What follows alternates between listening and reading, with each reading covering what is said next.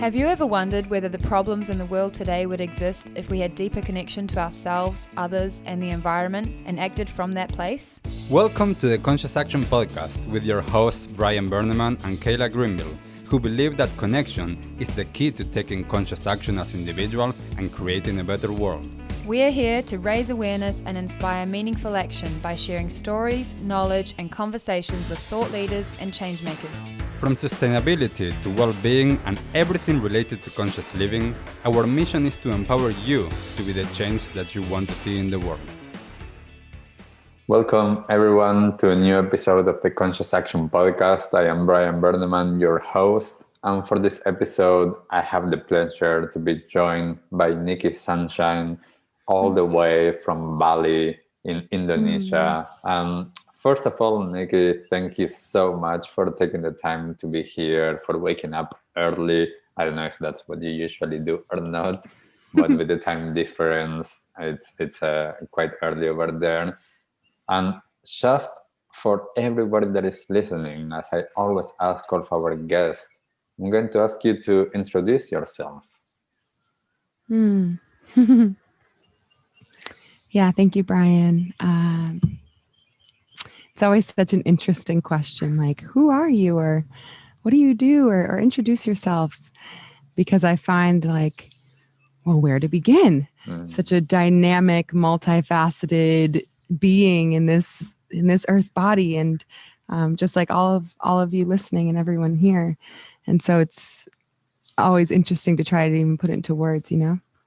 But let's see. For all of you listening, to give you a little idea of who this weirdo is, I go by the name Nikki Sunshine. I currently live in Bali, which is the result of a sort of sudden leap I took after a pretty intense breakup last year in the States where I used to live, Colorado. Spirit guided me to get rid of my belongings and come here, and so I did.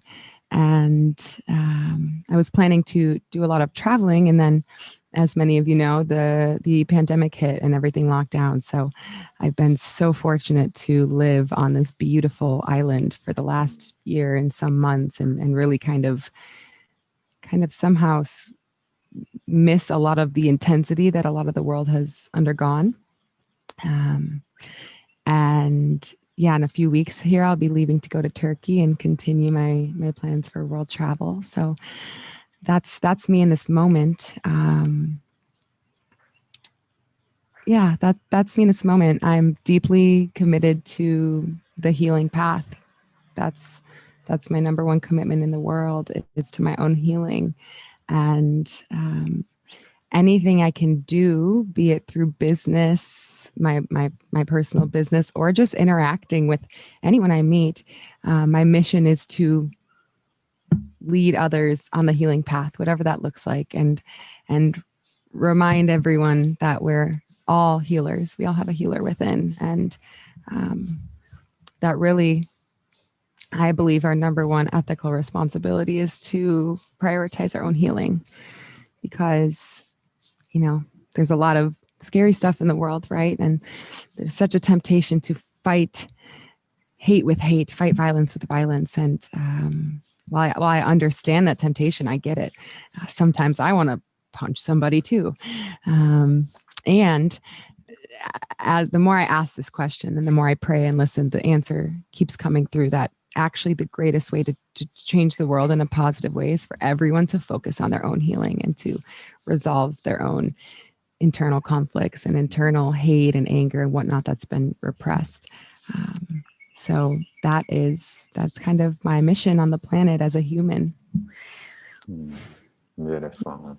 So beautiful. And just, I'm interested in terms of this that you just mentioned. Now you're there in Bali, you're, as you mentioned, you deal with the breakup, and then you go and follow your intuition and your guidance to go away to the other side of the world. How did you get into this? Were you always interested in actually healing and following your intuition, or is this something that you encountered later on in life? Yeah. Thank you. Let's see here. It almost feels like two separate questions for me, the intuition and the healing. So, as far as the intuition goes,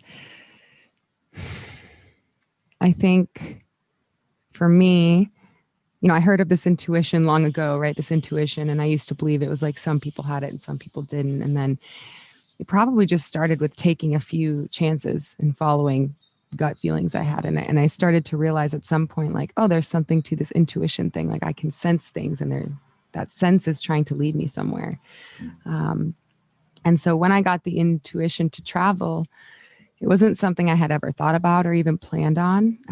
I really thought I was going to marry this man I was dating and living with for 3 years. So, going on a solo world travel adventure for many years wasn't a plan I had. But I got that intuitive hit and it was very clear.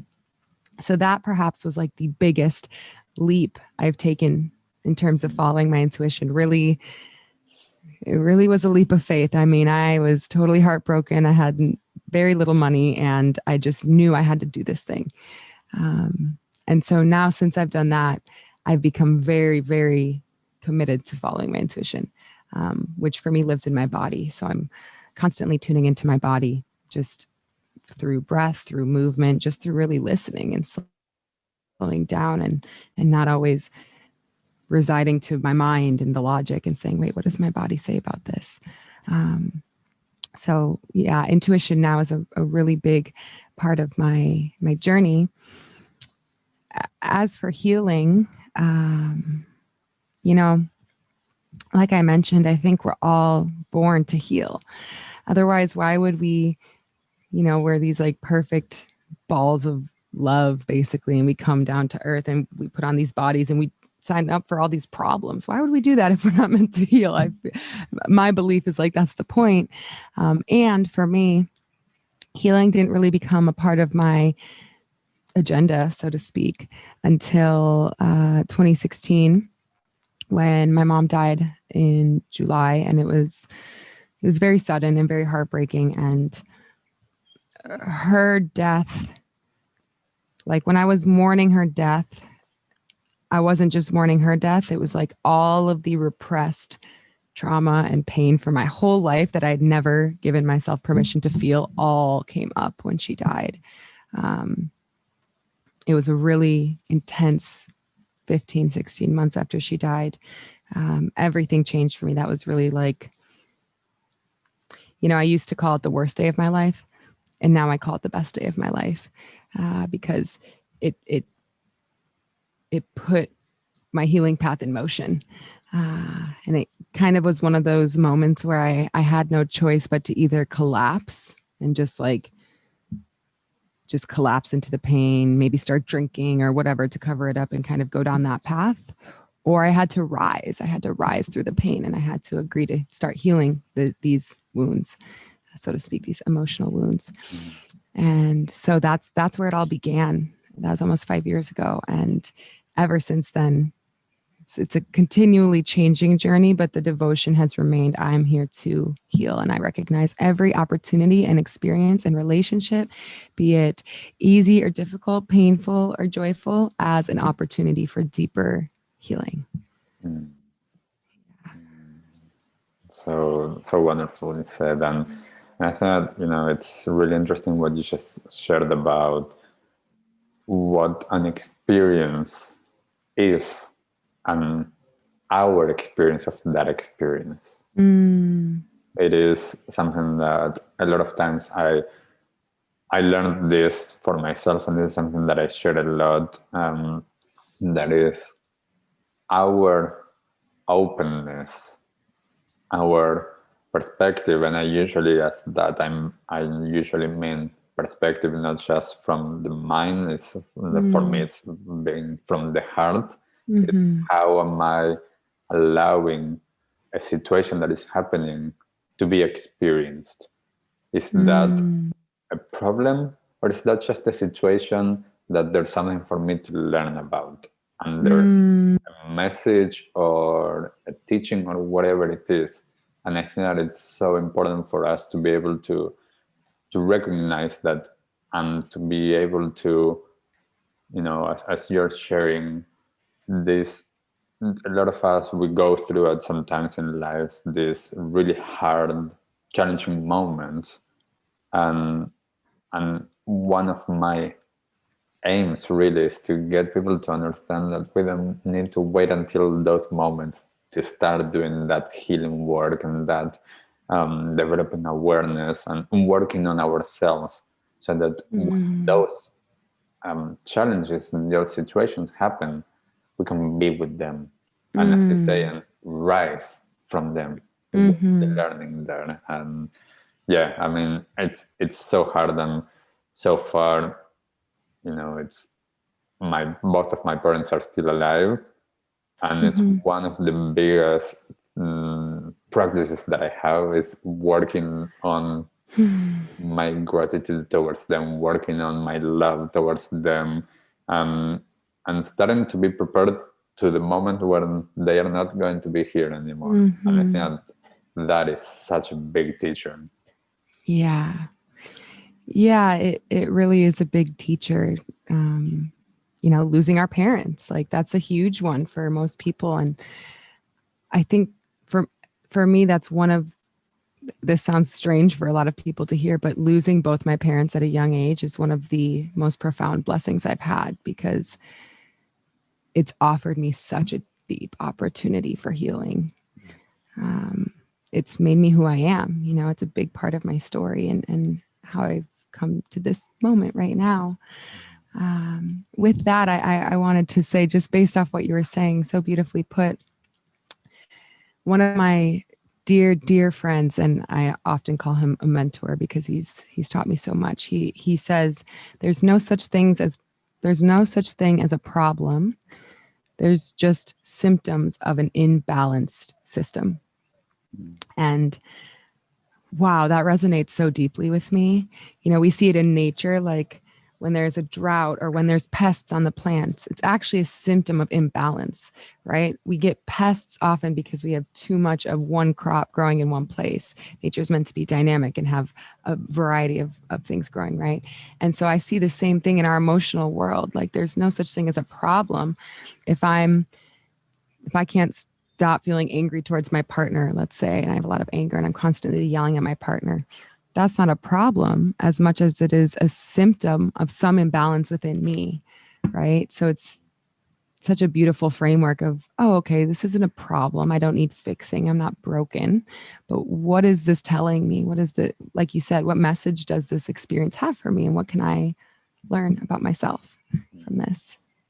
Yes, definitely. And, you know, based on that, and I think, you know, this is one of the really interesting things that I talk a lot about with some of my clients, that they come to see me for doing some healings with different practices and techniques that I learned through the years. And I usually tell them, I am not doing anything. I'm not healing them. They are healing themselves. Because all that I'm doing is I'm just I'm creating the space for them to do their own healing. And what you already mentioned at the beginning, we can all be healers.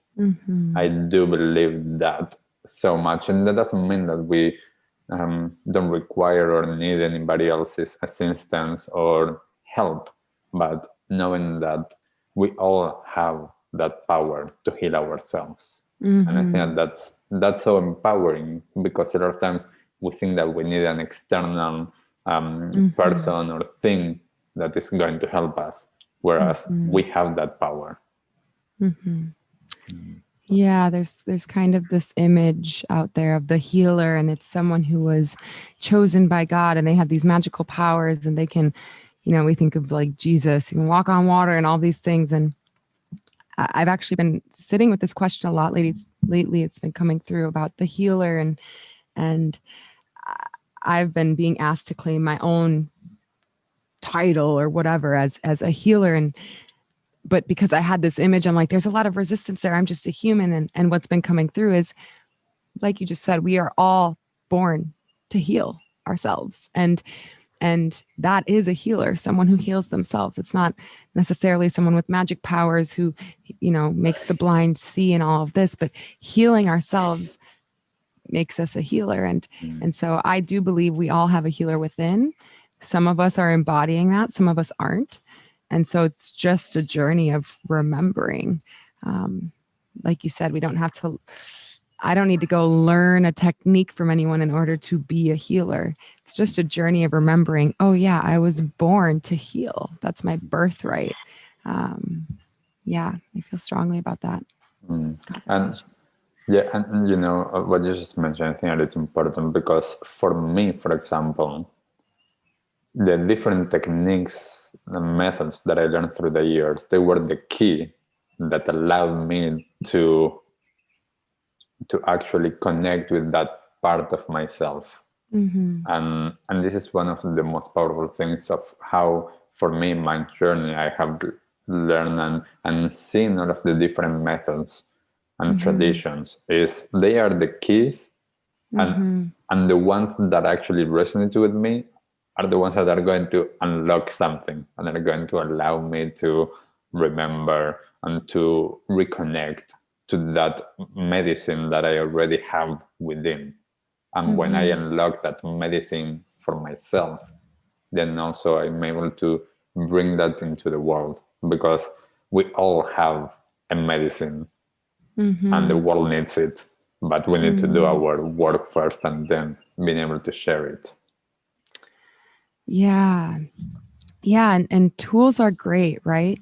Like it's, breath work or yoga or this kind of meditation or whatever tools, people have. Tools are great. They can really help us. I kind of think of a tool as like a microphone, right? For a singer. A microphone's great for a singer. They can spread their music farther and wider, and it can make their voice sound louder and reach more people. But a microphone doesn't make a singer, right? A singer is already a singer without a microphone. And so I think the same of these beautiful tools that we're so fortunate to have access to. Our parents, a lot of our parents and grandparents didn't have access to a lot of these tools that we have now. And it's allowed for a lot more rapid pace of healing, so to speak. Things that maybe would have taken a whole lifetime or many lifetimes to heal. This, the newer generations and people that are kind of in this world we're seeing people heal and transmute ancestral wounds like never before. And it's so beautiful. And if we didn't have any of the tools, we'd still get there. It would take longer probably. And so, my feeling is like, yes, use the tools that resonate. Like it's such a gift. I've had such incredible experiences with certain breath work and inner child work and all these things. And I try not to give my power away to the tools, right? I try to claim my sovereignty and my, ability of like, I did this. And it's the same thing I say to people that come into my healing containers. It's quick to say, wow, you helped me heal my relationship with my dad. I was just having a conversation with a woman from my most recent container. And I said, I just want to remind you, like, you did this. I didn't do that. I just reminded you of some stuff you already know, but you actually did this. You had the conversation. You went inside. You did the inner work. So I guess there's a strong part of me that wants to like hand everyone back their power and sort of take anyone that's on a pedestal off of it. And like, we all should be on a pedestal. We're all incredible, immaculate, born healers, beings of love. That's how I really feel. Yeah, so beautiful. And I know, as you just mentioned, like, and I also mentioned the tools and the methods are not the most important, but if you don't mind sharing, what were those, and you just mentioned a little bit, but were there some specific methods or something that really helped you and resonated with you and it's still ongoing?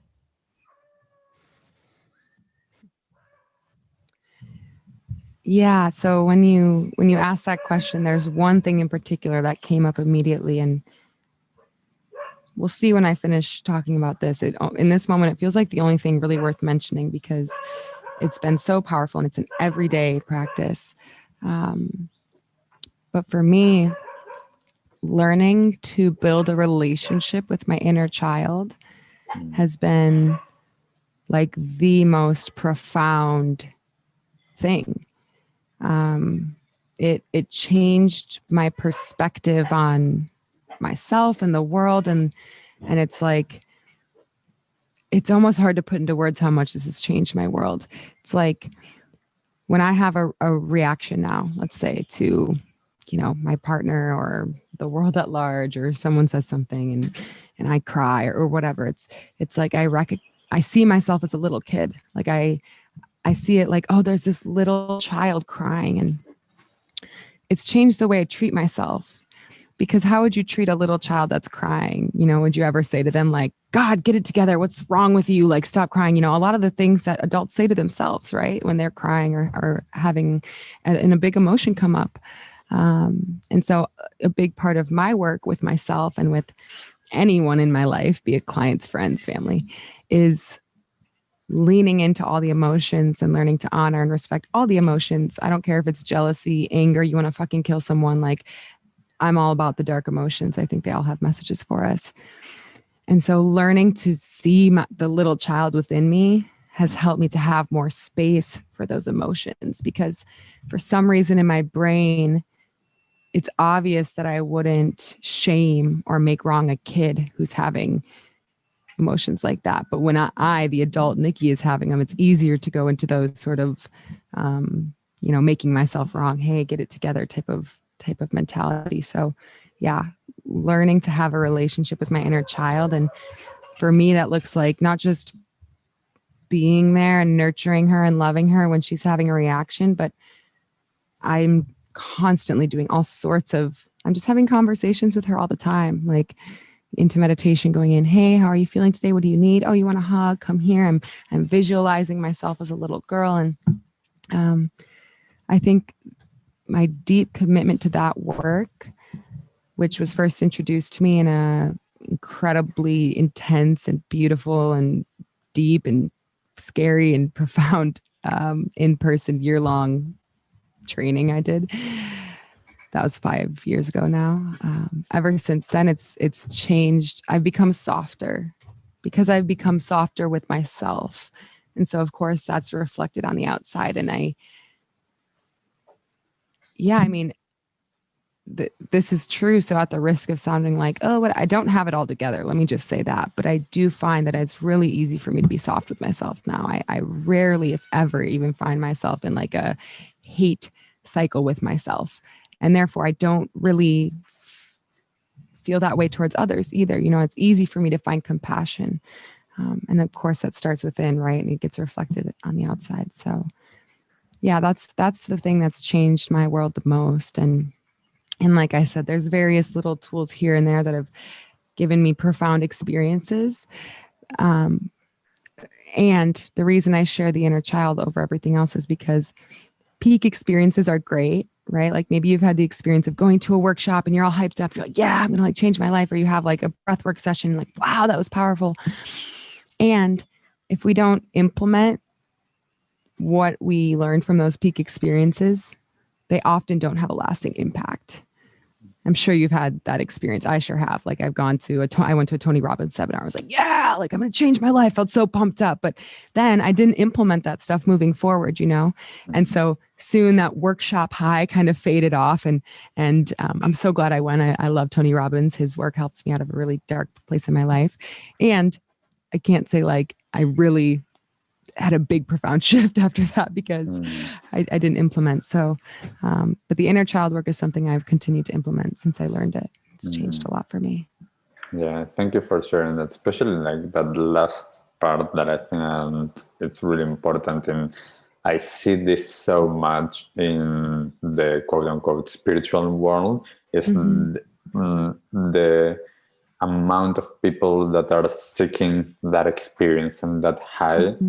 But on a daily basis, they are not implementing anything. They don't carry on with using this connection with themselves, with whichever technique and method it is that they've been going to. And I see this a lot, going from this place to that place, from this workshop to that retreat to that festival, and perfectly okay. Yet I know, based on my experience, it's been mostly the day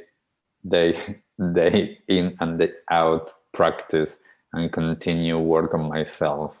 And I do want to say, like, as you mentioned, the inner child work, there's such an importance there, because, as you mentioned, we have usually so much trauma as well from things that happened when we were kids, and we didn't know how to deal with things. And as we work with that, we start to develop more compassion and a better relationship to ourselves and to that little girl or boy. And I do this, like, every time that I get out of, and this is not one of my main practices, but when I get out of my home and I go towards the office, like, I ask the little Brian to come with me, and to, like, how does he want to go? Does he want to go walking, skipping? Does he want to listen to music? Like, what does he want to do? So it's part of my day. Yeah, there can be a lot of fun ways to really give our inner children a voice, right? Like you just said, like, how do you want to go? You want to skip? You want to walk? You want to cartwheel? Sometimes I have my little girl dress me for the day. I'm wearing like 2 different colored socks and like a side ponytail, and we're eating chocolate for breakfast. You know, giving your inner child the choice can be really, really a fun way to kind of build that relationship, right? Because it's a relationship. For me, it's not like a task I have to do, like, oh, okay, I have to, like, what's up, inner child? It's like, how can I relate to this little one within me? And that's been really fun. Something else I want to say in response to what you just shared, because you brought up a really beautiful point in what you shared. And it's like, this is why, to me, the healing is so important.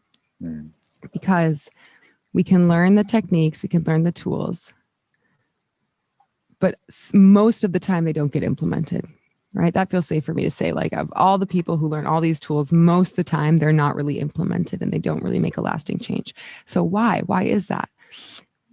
What I believe is it's because there's healing that needs to be done underneath the surface before we're going to change our ways, right? Most patterns or habits or habitual things are rooted in some form of belief, right? So for example, let's say there's a woman and she resents her father, okay? And she believes her father was not emotionally available, so she resents him, and that wound hasn't been healed, right? There's still a lot of hate and resentment towards her father. She will continue to attract men that she sees as emotionally unavailable, and she will carry that twinge of resentment in those encounters every time. And so likely they won't work out, right? Because no man likes to feel that, like, resentment from his woman. He wants to feel like, oh my gosh, I adore you and I'll follow you anywhere. He wants to feel that devotion. And so she can go to workshops and learn communication tools and learn all these things about relationships and how to speak responsibly. But she will keep attracting that same partner, and the same dynamic will keep playing out until she addresses and heals the core wound underneath it, which in this case that I'm describing is that relationship with her father, right? And so that's an example I see a lot since I work in the realm of relationships. But that's one example of how I believe there's like these core wounds underneath a lot of our behavior. And so tools can be so great to help us through that healing. But if I'm ignoring the root, if I'm like, no, I fucking hate my dad, I'm never going to look at that. Unfortunately, and fortunately, because this is why we came here, that same pattern is going to keep playing out, I believe, until I'm willing and courageous enough to look beneath it and go into that core healing space. And then the tools can really help me. And then I'll probably start integrating some of them as I begin to sort of peel back the layers of the walls I've built around my heart, so to speak. Yes. Yeah. And would you mind, Nikki, explain a little bit more with us, as you just shared, like the work that you do with relationships, what does that look like, and what are the ways that relationship with oneself and with others is important for us in our own path? Yeah, thanks for this question. I love this conversation. That first deep year-long intense training I told you about it was called the Deep Psychology of Intimate Relationships. So this is really where I started my journey. And now I'm just obsessed with it. I'm blessed with, like, I can see relationships in a certain way. So my understanding of how relationships work is we will attract people who are just the perfect energetic combination to trigger our wounds, basically, our energetic or emotional wounds, the parts of us that require healing. So, like I just described in that example, that woman, basically the universe is like, hey, you came here to heal this father wound. Like, this is what you came here to heal. And so she will continue to attract people that trigger that, oh God, you're so unemotionally or not emotionally available, la, la, la. She'll continue to attract people that trigger that same wound until she does the healing. And so, I'm sure you've heard this, but so many people are like, I'm so sick of the person I attract. Like, how can I change that? And people often come to me just on Instagram asking, or sign up for sessions, and they ask this question and they don't always like the answer, because I'm like, well, you change that by healing yourself. There's like, you can sit and light some candles and write down a list of all the qualities you want a partner and try and do some kind of like voodoo manifestation ceremony. And I feel pretty confident that you still won't attract someone different until you acknowledge whatever it is inside that needs healing. So, the short answer is we attract whatever we need for healing. So if you're not happy with what you're attracting, or if you want to attract something different, the way to change that is to really slow down, become still, listen, and ask your inner child, like, what's up? What are you feeling? Here's a few questions that I can leave listeners with to kind of just start this work. But let's say you're getting triggered and you're getting the same feeling again, right? With a partner or with potential romantic partners. You can start to ask yourself, like, okay, what am I feeling? Where have I felt this way before? With whom have I felt this way before? And when was the first time I remember feeling this way? And those questions, if you contemplate and give yourself enough space to really go inside, can often kind of bring you to that original place of wounding, right? And that's the gift. And so I often encourage people, instead of getting frustrated with your partner and blaming them and closing your heart and getting defensive when you get triggered, you can start to see that this is the gift that relationship has to offer. And so you'll still get triggered. You'll still feel sad or angry. Open your heart, allow yourself to feel those things. And while you're feeling those things in your gut, you can still trust, okay, this is medicine. So you don't have to blame your partner or make them wrong. It's like, God, this fucking hurts. Okay, what is this here to offer me? Why is this happening? What am I being asked to heal? So relationships are really a big opportunity, because anyone who's ever been alone for a long enough time probably knows that when you're alone and you don't have any intimate relationships, it's pretty easy to feel like you got it all together. Like, I don't know if you've ever had that experience. I was single, not dating or anything, for like 8-9 months when I first got to Bali, and I was out in nature and I was like talking to the trees and the flowers. I was like, I think I'm healed. Like, I haven't been triggered or anything in like 8 months. I think I figured this shit out, And then I entered partnership, and it didn't take long for my little girl to come out and like, oh, there it is. Okay. So relationships offer us a chance to heal in a way that we really can't on our own, because there's nothing to push against those wounds. Right. So I see relationships as a path to healing. And then if two people acknowledge this and say, okay, I know this is a path to healing, I'm not coming with you because I need you to fill me up, because I need you to make me not feel lonely, but I'm here because there's the opportunity for healing here, and I'm already whole. You're already whole. Let's just do our healing work, then you just get to enjoy all of the fun things, right? There's not this like expectation around it that makes you then become disappointed. It's just like, great, I'm already whole without you, and I really enjoy being with you. Cool. We're triggering each other sometimes. We're healing. And I just get to enjoy you. What a gift. It just becomes a completely different conversation. Yes. It's what I would call a conscious relationship, Yes. And, it's interesting because in the past few years now, I've been, as you were saying, like 8-9 months, like single, not dating. I've been doing that for the last 3 years almost. Wow. Yeah. Partly because it was a time that I needed to process and to understand previous relationships and to start to see some patterns, and to give myself the time to actually really go deep and to heal that, because as you were saying, like I realized that I was manifesting, or I was resonating with these women that were, in a sense, always playing up that dynamic. And I needed to really understand it and to be able to be like, okay, let's do this work on myself. And knowing, as you were saying, entering into a relationship that is that conscious partnership and that understanding that I am complete. I'm not seeking anyone to be my other half. Like I am both halves. I am complete. And how can I get someone to get that, and that they get that for themselves, and grow together for as long as that together might be. And for someone like me that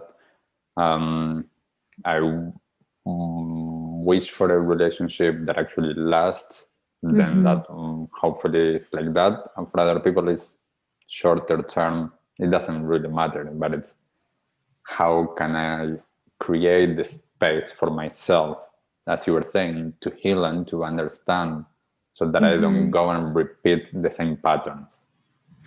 Yeah. And it's so great to take that time when we need it, right? Sometimes a break is the right choice for us. And that was my case when I came to Bali. I was like, whew, I need to process. And like you said, and the beauty of what you just said is the answer is so simple, right? So people often ask that question, like, well, how can I attract a conscious relationship? That's what I really want. And the answer is, so you use this description of like, I'm already complete, right? I'm whole. I like to think of, two people that are 100% full coming together, and then you have 200% versus 250% people who are searching for someone to fill their other half coming together, and then you only have 100%. But people ask, how can I attract a conscious relationship? How can I attract another whole person? And you really just answered that, Brian. You attract that when you embody that. It's that simple. And if someone out there still finds themselves like, oh, I'm still attracting these people who are looking for me to fill them, then I just want to invite you to go a little bit deeper within yourself, because oftentimes we trick ourselves, right? We say like, no, I'm whole. I'm not looking for something from anyone. And energy doesn't lie. So if you're still attracting those people, then perhaps there's something in you, like you're still on the journey to reclaiming that wholeness. And then you get to decide, okay, am I going to heal this in relationship? Do I need to go be with myself for 9 months, 3 years, whatever it is? But it's really so simple. Once you embody that whole person, you'll attract that whole partner. It's that easy. Yeah. And it's such a wonderful thing that you just shared. Like for me, like I completely resonate with that energetic makeup that we have, and that I am embodying. And for me, embodiment is such a big thing. Like for me, being able to really be in my body and to actually bring that energy and being that. Like there's this saying that I usually don't resonate with, that is that fake it till you make it. It's like be it. And then you are it. It doesn't matter for me now whether there is that other person or not there, I am already, as you say, like I am whole, I'm complete, and I am embodying that. So then whenever that comes, that will come. If not, if I am seeking that, if I need that, then as you were saying before, I'm not 100%. I'm still trying to fill a void there. That then I would need to go back and be like, okay, Brian, there's something there. How can I work through this? Because I feel a need instead of allowing. Yeah. And as you were sharing, something really neat just came through, but it's like intimate relationships specifically, but even friends and people that come into our sphere, but specifically intimacy is such a good barometer for where I'm at. So if you're like, maybe you've been alone and you're not really sure, like where, sometimes it's hard to tell. You're like, I think I'm whole, but I don't really know. Like it's hard to really tell. Look at who you attract. That's such a good barometer of where you're at. That just came through like, oh, that's pretty cool. If you're not sure exactly where you are, just look at your partner. That's a lot of people don't want to admit that because they're like, I'm not like that. But like we're saying, energy doesn't lie. Because there's a big difference between conceptualizing something in the mind and living it, right? So that's where the energy comes in. I can understand what a conscious relationship is. I can understand that, yeah, of course, we're healing. This is an opportunity for healing. But if I don't live that in my body, like you're saying, Brian, the energy I'm wearing isn't going to match that. Because I believe like we wear our beliefs in our body and that creates an aura in a way. So, yeah. And it's that energy that I am, that energy is going to resonate with the world, and the world is going to match that. Yes. It's that for every aspect of our life, friendships, partnerships, work, money, is that vibration that I'm putting out there. That is the vibration and the frequency that I'm going to attract. Yep. Beautiful. And Nikki, I could go on and on and on, but I'm just mindful of our time. So I just have a couple of last questions for you. The first one is, what is one resource that you would recommend to people, especially around this topic that I'm really interested in? I think that for a lot of people, this is a very interesting topic. Or the inner child, a book or a website, something that people can go to.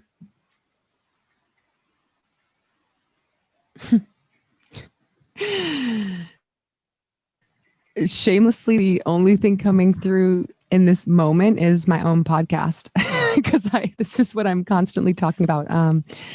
If I come up with anything else, I'll let you know afterwards. Because there's nothing really strong coming through. I'll recommend one other podcast, and this is the podcast of my teacher that facilitated that first ever training I told you about. And that, I think he changed the name. I think it's called the Relationship School Podcast now. It used to be called the Smart Couple Podcast. So that's like the first education I got on it, and really since then, like I learn a lot of what I learn. There have been some really profound teachers in my life, but I'm not someone who's like listening to podcasts all day and reading tons of books. And like, I actually learn a lot of what I learn in meditation, in walking in the woods. It comes from a higher place. So it's hard for me to say like, oh, these books, because a lot of even the inner child processes I practice with myself and others have just come to me in meditations. So it's hard for me to point in a specific direction, but I do talk about this a lot on my podcast, Feel, Pray, Love. And my teacher that facilitated that first training 5 years ago has a podcast called the Smart Couple Podcast, or I think it's called the Relationship School Podcast now.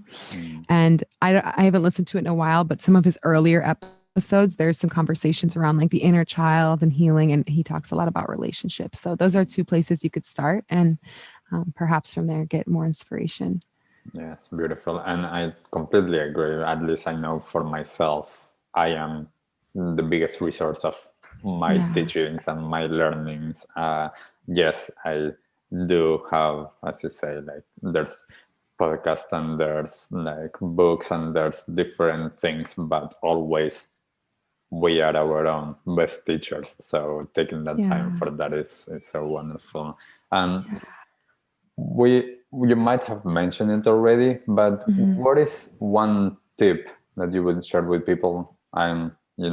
These are all big topics and it's not as easy as just one thing, but what Mhm. is the first thing that you would share to people if they want to start working on themselves?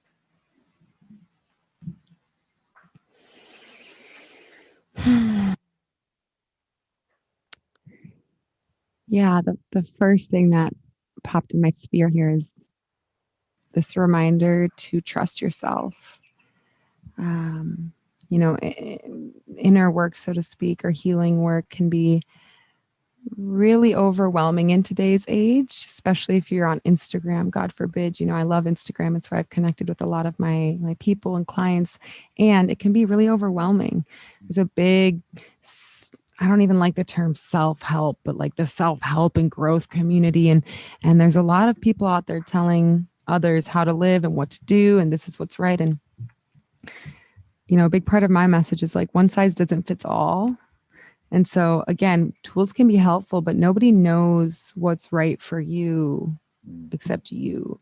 And so I believe to really start on a path of healing, if let's say someone out there is just wanting to start this path, the best place to start is learning to trust yourself, learning to trust your intuition, which might look like just beginning to tune in with your body. Like, a lot of people, especially in the Western world, can't even feel their body anymore. When I started this work, I couldn't feel my body. I couldn't feel my yoni. I couldn't feel my legs. Like, it was like, wow, I'm numb. I couldn't feel my intuition. And so maybe the place you start is just taking 5 minutes a day to just feel your body and slowing down and breathing, or using some dance and just really tuning in. I actually have a free little guided self check-in tool. I call it RAFS. It's an acronym, and it stands for like different places in your body you can check in just to get a read. So maybe I'll send you a link just for a free download if people want it. It's a really great place to start. If you're like, how do I even tune in with my body? Tuning into the sensations and the emotions and these different pieces, and just starting to tune into yourself, because you have infinite wisdom within you.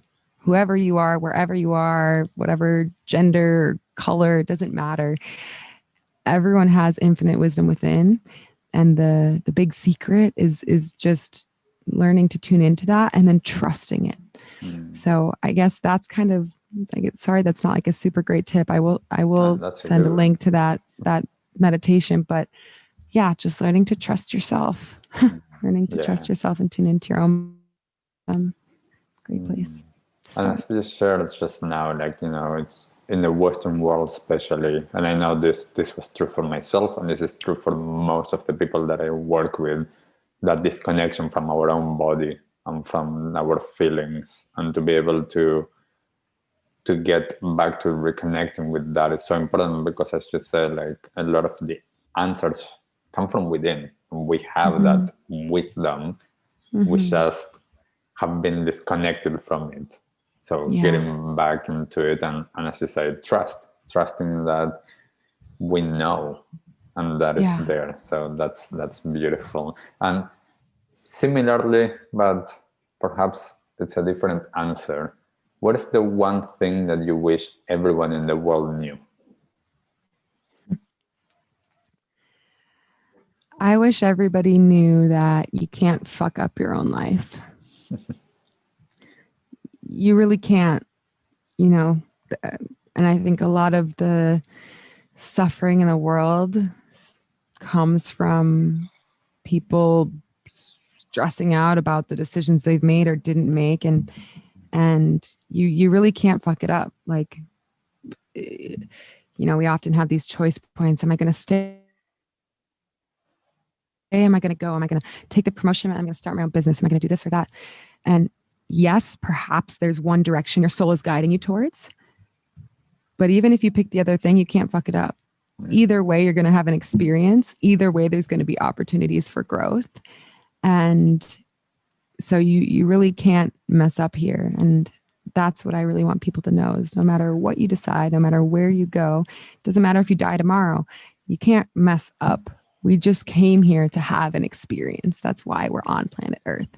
And so enjoy the moments you can, you know, don't, it sounds almost cliche, but like, don't let life pass you by. Seriously. You know, both my parents died in freak accidents all of a sudden. And so I've really learned like from an experience, like, no, you actually don't know. So give yourself, you know, if you're busy and you're at work, take 20 minutes off of work today and enjoy breakfast with your family, you know, and like really just be present and enjoy the look on your kid's face while they're eating their pancake or whatever. I'm kind of making this up, but you can't fuck it up. We don't know how much time we have. So enjoy what you can and yeah, trust what's happening. Trust the grief, trust the sadness. All of it's beautiful. All of it's part of this incredible dynamic experience of life that we're so gifted to have. Beautiful. Yeah. It's so beautiful. It's being present and surrendering to life, being able to let go of whatever happened in the past because that's already gone, and having gratitude for each and every single moment. That's so beautiful. And lastly, Nikki, how can people find you online? Where can people go on social media? Yeah, thanks. Yeah, if you're still here, then maybe my weird, open, vulnerable, dark kind of energy is resonating. So if you dig that, you can come hang out on Instagram for sure.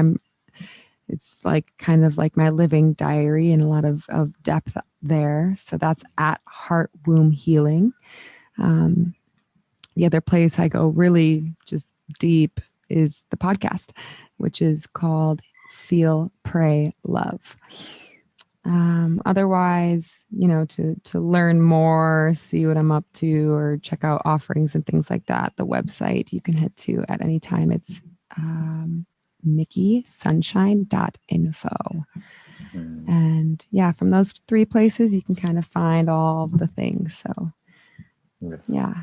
Beautiful. And we will have the links on the show notes so that if you're listening, it's going to make it easier to go there. But thank you so much, Nikki, for taking the time and for such a wonderful conversation and for the work that you're doing on yourself and with others, and for being able to share that. I mean, as you shared, like some of the biggest things in your life, and it's quite a really important thing, I feel, a lot of times, to share those challenging moments, as you shared with your parents' death and the breakup and everything, and just being able to share that, as you were saying just now, like there's no way that you can fuck it up. Like it's just living your life. Yeah. Thank you, Brian. You held a really beautiful space that really invited these things out of me. So I appreciate you. Obviously, you were just as much a part of this conversation as me. So thank you for holding this space. It's really, really enjoyable conversation. Thank you, Nikki. And for everyone listening, thank you for being there. And as always, if there's anything that resonated with you, if you have any questions or any comments that you'd like to share with us, whatever you're finding this episode, please share, comment, and we'd love to hear about your experience listening to this episode. And until the next time, bye. Bye. What did you like the most about this episode? Take a moment to think about what change you can make in your life today. Share your conscious action on social media using #ConsciousAction and tagging @ConsciousActionNZ so we can celebrate your impact on the world and create a ripple effect. One easy action we would love for you to take right now is to share, like, and subscribe to this podcast. This will help us get these messages out into the world and inspire more people to take conscious action in their own lives, contributing to the better world we hope for.